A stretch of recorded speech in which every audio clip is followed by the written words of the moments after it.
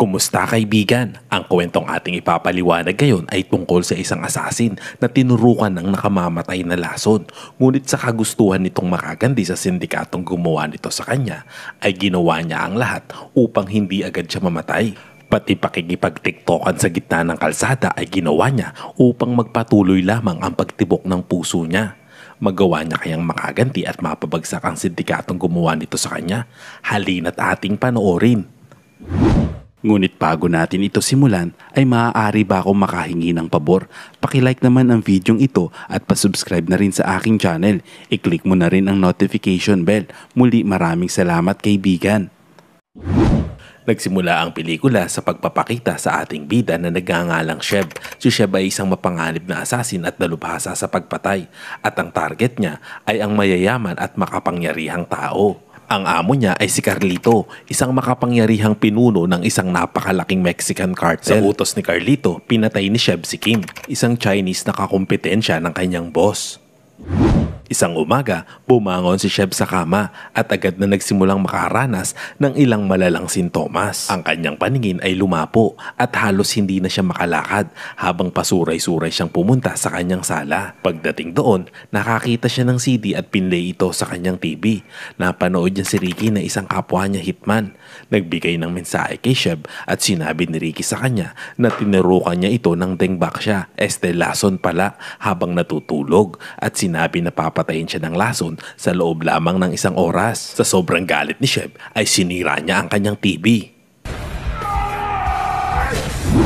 Dali-dali siyang pumunta sa kanyang sasakyan at mabilis na pumunta sa malapit na club para hanapin si Ricky. Habang papunta doon, tinawagan niya si Kylo, ang kanyang street asset, at sinabi sa kanya na hanapin si Ricky para tulungan siyang maisagawa ang kanyang paghihiganti.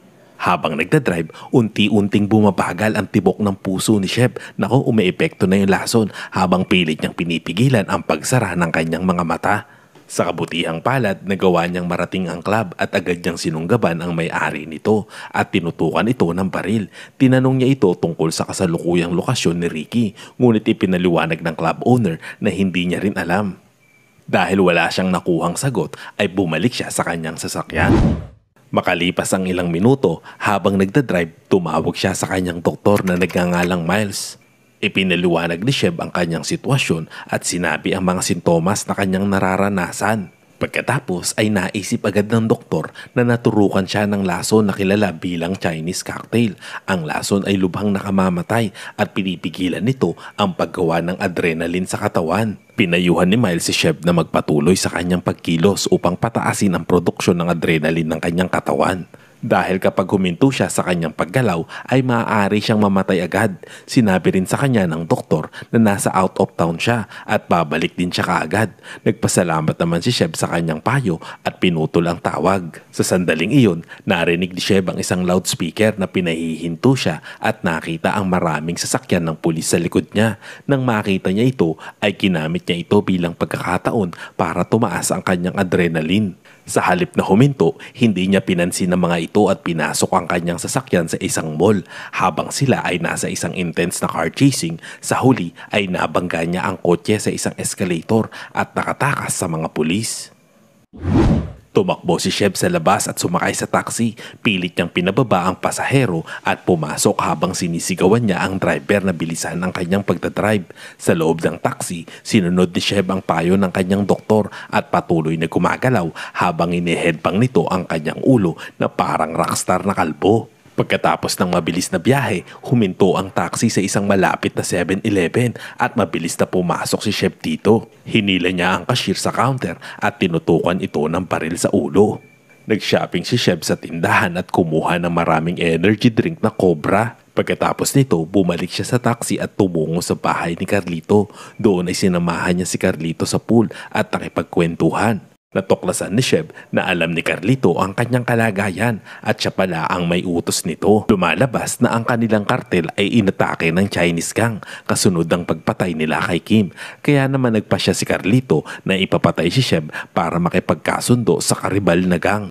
Galit na galit si Sheb nang marinig ito at agad na umalis habang pabalik sa kanyang naghihintay na taxi. Inihagis niya sa lupa ang driver ng taxi at inagaw ang kanyang sasakyan at pinaharurot niya ito ng mabilis. Makalipas ang ilang minuto, nakatanggap siya ng tawag mula sa kanyang doktor na nagsabi sa kanya ng maraming lunas upang labanan ang lason. Sinabi sa kanya ng doktor na kumuha ng ilang shot ng epinephrine, isang synthetic na version ng adrenaline mula sa isang hospital. Matapos ang kanilang pag-uusap, maya-maya ay tumawag naman sa kanya si Kylo at sinabi sa kanya na nakita niya ang kapatid ni Ricky na si Alex sa kalapit na kainan at sinabi niya kay Sheb na puntahan niya agad ito sa location. Natuwa si Sheb sa balita at agad na nagtungo sa restaurant. Sa pagdating niya dito ay agad niya itong inatake. Pinutol ni Sheb ang kamay ni Alex gamit ang butcher knife at itinulak siya sa lupa. Kinwelyuhan niya si Alex at tinanong tungkol kay Ricky. Sa kabila ng kanyang mga sugat, tumanggi si Alex na ikanta ang kanyang kapatid at sa halip ay pumalag pa ito kay Sheb. Maya-maya ay dumating si Kylo at nag-alabrusli pa ang loko at hinampas niya si Alex sa ulo. Habang papalapit si Alex kay Kylo ay sinamantala ni Sheb ang pagkakataon at binaril ito mula sa likuran. Pagkalipas ng ilang minuto, pumasok si Sheb sa isang hospital at nagpanggap na pasyente. Tahimik siyang naglalakad sa pasilyo ngunit may nakita siyang pulis sa isang ward at agad siyang tumakbo. Sinundan siya ng mga ito, gayunpaman nagawa ni Sheb na makatakas kahit maraming nakaharang na pasyente sa pasilyo at tumakbo siya pababa ng hagdan. Nakita niya ang isang grupo ng nurse na may dalang pasyente sa isang stroller at nagmadaling pinuntahan niya ito. Hinostage niya ang isang nurse at tinutukan ng baril habang humihingi siya ng gamot na epinephrine. Natakot ang nurse at nagmadaling hinanap ang gamot sa stroller cart.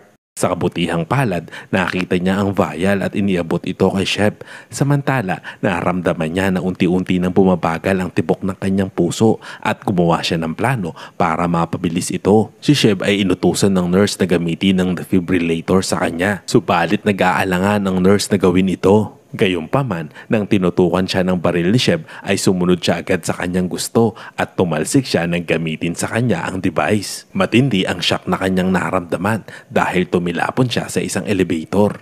Habang lumalapit ang mga pulis sa elevator upang arestuin si Sheb ay binaril naman sila nito. Habang sila ay umaatras at nagtago sa likod ng isang pader ay pinalabas ni Sheb ang isang pasyente sa elevator at isinara ang pinto habang bumababa siya para tuluyang makatakas. Habang pababa ng elevator, gumamit siya ng syringe at kumuha ng vial at nag-inject sa sarili. Sa hindi inaasahan, siya pala ay nakainom ng labis na dosage ng gamot. At ang naging epekto nito ay naging sobrang hyper siya na nagpatakbo sa kanya sa buong syudad. Huminto lamang siya nang nakita niya ang maraming tao na nanonood ng TV sa kalye. At nalaman niya na ang mga pulis pala ay naglunsad ng manhunting sa kanya sa buong lugar. Samantala, nabalitaan ni Ricky ang pagkamatay ng kanyang kapatid dahil ibinigay ng kanyang mga tauhan ang pugot na kamay ni Alex sa kanya. Galit na galit si Ricky nang matuklasan niya na si Sheb ang gumawa nito at nagpasya itong hanapin at patayin siya. Sa kabilang tulo ng lungsod, nag-aalala naman si Sheb tungkol sa kanyang kasintahan na si Eve. At tumawag siya upang kumustahin ito. Nakahinga siya ng maluwag nang marinig ang boses ng kanyang jowa at sinabi sa kanya na pupuntahan siya nito agad. Makalipas ang isang minuto, nakita naman ni Sheb ang isang pulis na nakamotor at kinuha ang kanyang baril. Inihagis ito sa malayo. Ninakaw ni Sheb ang kanyang motor at pinaglaruan ng pulis sa pamamagitan ng pagmamaneo ng paikot-ikot bago tuluyang pumunta sa bahay ni Eve. Pagdating sa bahay, sinabihan niya itong magpihis at lumabas sila agad ng apartment. Sa labas, nakita niya ang isa sa mga tauhan ni Ricky kaya tinapon niya ang laman ng bag ni Eve para madistract ito at hindi makita ang gagawin niya. Habang pinupulot ni Eve ang laman ng bag, inatake ni Sheb ang kalaban at binali ang leg nito bago siya itinapon sa isang malapit na pool. Bumalik si Sheb kay Eve at pumunta sila sa isang malapit na restaurant. Habang naghihintay sila ng kanilang pagkain, inamin ni Sheb kay Eve na siya ay isang professional assassin. Ipinaliwanag nito ang kanyang kasalukuyang sitwasyon sa kanyang jowa at ipinaalam sa kanya na siya ay nasa matinding panganib. Si Eve ay nagulat nang marinig ito at iniisip niya na gumagawa lang ng kwento si Sheb para makipaghiwalay sa kanya. Galit siyang lumabas ng restaurant habang sinusundan siya ni Sheb. Hinawakan niya ang kamay nito ngunit naramdaman niya kaagad ang paghina ng kanyang heartbeat at bumagsak siya sa sahig. Upang tumibok ng mabilis ang kanyang puso, sinabi ni Sheb kay Eve na i-boost ang kanyang adrenaline sa pamamagitan ng pagtitiktok nila sa gitna ng kalye. Noong una ay tumanggi si Eve at tinawag siyang baliw, ngunit na-turn on siya nang hinalikan siya nito. Sa bandang huli, masigasig na ginawa ng magsyota ang pagtitiktok habang pinapanood sila ng mga tao na tuwang-tuwa naman. Sa sandaling iyon, nakatanggap ng tawag si Sheb mula kay Kylo at ipinaalam sa kanya na nasa malapit na lugar lamang si Ricky. Nang marinig ito, itinaas ni Sheb ang kanyang pantalon at nag-goodbye kiss kay Eve bago tumungo sa sinabing lokasyon. Sinuot din naman ni Eve ang kanyang damit pagkatapos ay nagsialisan na ang mga marites. Nang makarating si Sheb sa bodega, nakita niya ang mga tauhan ni Carlito na naghihintay sa kanya at natuklasan na patay na ang kanyang agent. Napagtanto ni Sheb na ang kanyang amo na si Carlito ang may pakana ng lahat ng ito. Pinahirapan nila si Kylo para papuntahin siya sa bodega. Galit na galit si Sheb at pinagbabaril ang mga tauhan ni Carlito. Makalipas ang ilang sandali, nakita ni Sheb si Eve sa elevator ng gusali at nagulat siyang makita ito doon. Gayunpaman, nang tumalon si Sheb sa elevator, tinamaan siya ng bala sa binti.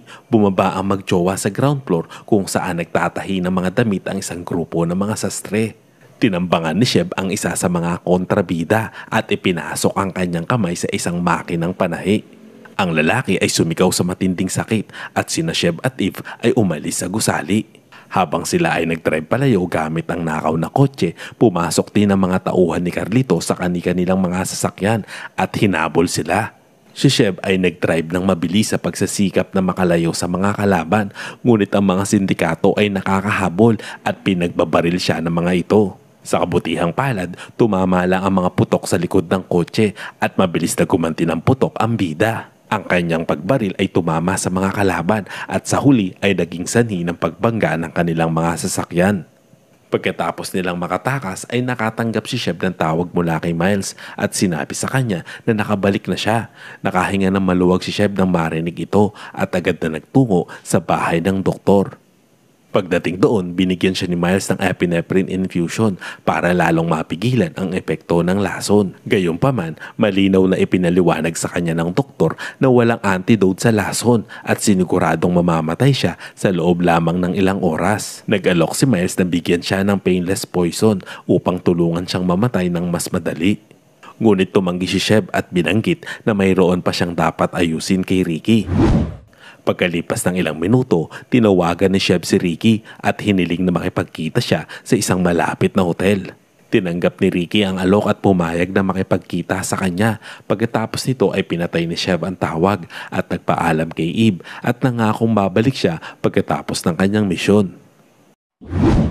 Niloadan ng bala ni Sheb ang kanyang baril sa banyo ng hotel at itinago ito sa ilalim ng kanyang Amerikana bago pumasok sa elevator. Pupunta siya sa itaas na palapag at sinalubong siya ng dalawa sa mga tauhan ni Ricky.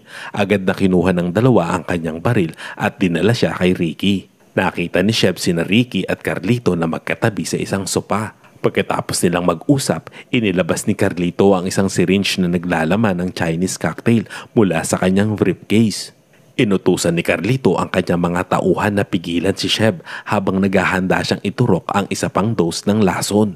Gayunpaman, bago makakilos ang mga tulisan, binaril sa ulo ang isa sa kanila. Laking gulat ng mga kamote nang makita ito at napagtanto nila na ang karibal nilang gang ay nakatayo sa likod ni Sheb na siyang nagpaputok ng baril. Nang tignan ni Carlito ang gang, nagulat siya nang makita niya na pinamumunuan sila ni Kim. Isang flashback na eksena muna kaibigan. Makikita na iniligtas ni Sheb ang buhay ni Kim at hiniling sa leader ng gang na lumayo muna sa bayan sandali. Pumayag naman si Kim at kumalat ang balita sa mga lansangan na siya ay patay na. Gayunpaman, siya ay buhay at nagtatago lamang. Sa makatuwid, upang ipakita ang kanyang utang na loob, dinala ni Kim ang kanyang gang para iligtas si Sheb mula sa kanyang tusong amo. Habang nagtatago sila para makaiwas sa mga putok ng baril, hawak naman ni Ricky ang kanyang baril para barilin ng karibal na gang. Ngunit binato siya ni Sheb ng bote ng alak na pumutol sa kanyang mga daliri. Agad na pinagbabaril ng Chinese Mafia si Carlito at ang kanyang mga tauhan. Samantala, si Carlito ay nagtago sa likod ng isang pader at tinawag ang kanyang piloto na maglapag ng helicopter sa bubong. Pagkalipas ng ilang segundo, nakita ni Sheb si Carlito nang umalis siya sa lugar at umakyat ng hagdan. Agad na sinundan ni Sheb si Carlito at pinigilan siya nang papasok na siya sa helicopter. Sa sandaling iyon, lumapit si Ricky sa likod ni Sheb at tinurukan siya ng pangalawang dose ng lason. Sinigawan naman ni Carlito si Ricky dahil pinabayaan siya nito habang nagbabarilan kanina na nagudyok sa galit ni Ricky para barilin siya sa dibdib. Itinapon ni Ricky ang katawan ni Carlito palabas ng chopper at sinabihan ng piloto na paliparin na ang kanilang helicopter. Habang lumilipad ang chopper, hinawakan ni Sheb ang pinto at inatake si Ricky. Ang dalawa ay nagsuntukan sa himpapawid at kalaunan ay nahulog mula sa chopper. Habang sila ay nasa ere, hinawakan ni Sheb ang leeg ni Ricky at bigla itong binali. Kaya sa wakas ay nagawa na nito ang kanyang misyon na makapaghiganti. Di nagtagal, naglanding si Sheb sa isang kotse at tumalbog ito at bumagsak siya sa sahig. Nagtatapos ang pelikula habang nakatitig si Sheb sa kamera at kumurap. Ito ay nagpapahiwatig na siya ay buhay pa. Anong masasabi mo kaibigan sa movie na ating itinampok? Kung nagustuhan mo ito ay pakilike naman at mag-subscribe ka na rin sa aking channel. Muli maraming salamat sa iyo kaibigan.